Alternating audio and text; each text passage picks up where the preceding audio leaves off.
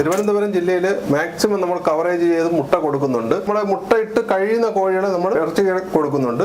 അതും നമുക്കൊരു കുഞ്ഞെടുക്കേണ്ട പൈസയെങ്കിലും ആ ഇറച്ചി വിൽക്കുമ്പോൾ അത് കിട്ടും. 2 മാസമായ ഒരു കുഞ്ഞെടുക്കാനുള്ള വില ഈ ഇറച്ചി വിൽക്കുന്നതിന് നമുക്ക് കിട്ടുന്നുണ്ട്.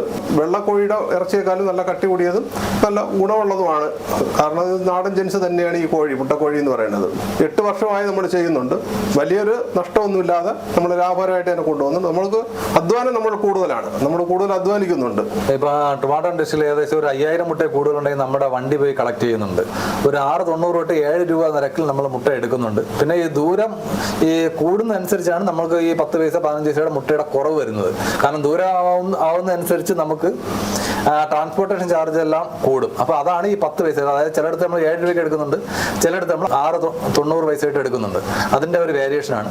പിന്നെ ഏകദേശം നമുക്ക് ട്രിവാൻഡ്രം ഡിസ്ട്രിക്റ്റിൽ ആർക്കെങ്കിലും മുട്ട വിൽക്കുവാൻ ബുദ്ധിമുട്ടുണ്ടെങ്കിൽ നമ്മളെ സമീപിക്കാവുന്നതാണ്. മാക്സിമം നമ്മൾ അവരെ എടുത്ത് ഹെൽപ്പ് ചെയ്യും. പക്ഷേ കണ്ടിന്യൂസ് ആയിട്ട് തരികയാണെങ്കിൽ നമുക്ക് കറക്റ്റായിട്ട് അവരെ എടുക്കാനും നിങ്ങൾക്ക് അതൊരു ലാഭം ഉണ്ടാക്കാനും കഴിയും. ഒരു 10 മുട്ടയാണെങ്കിൽ പോലും നമുക്ക് ഇവിടെ കൊണ്ടുവന്നു കഴിഞ്ഞാൽ ഒരു 10 മിനിറ്റിനകത്ത് പേയ്മെന്റ് നിങ്ങൾക്ക് കിട്ടുന്നതായിരിക്കും. കാരണം നമ്മുടെ ഏറ്റവും വലിയ കർഷകരുടെ ഒരു ബുദ്ധിമുട്ടെന്ന് പറയുന്നത് നമ്മൾ മുട്ട വിറ്റതിന് ശേഷം നമുക്ക് പേയ്മെന്റ് കിട്ടാൻ ഒരാഴ്ച അല്ലെങ്കിൽ ഒരു 2-3 ദിവസം കഴിയും. അപ്പൊ അങ്ങനെ വരുമ്പോൾ നമുക്ക് സാധാരണ കർഷകർക്ക് ഒന്നും കൊണ്ടുപോകാൻ കഴിയത്തില്ല.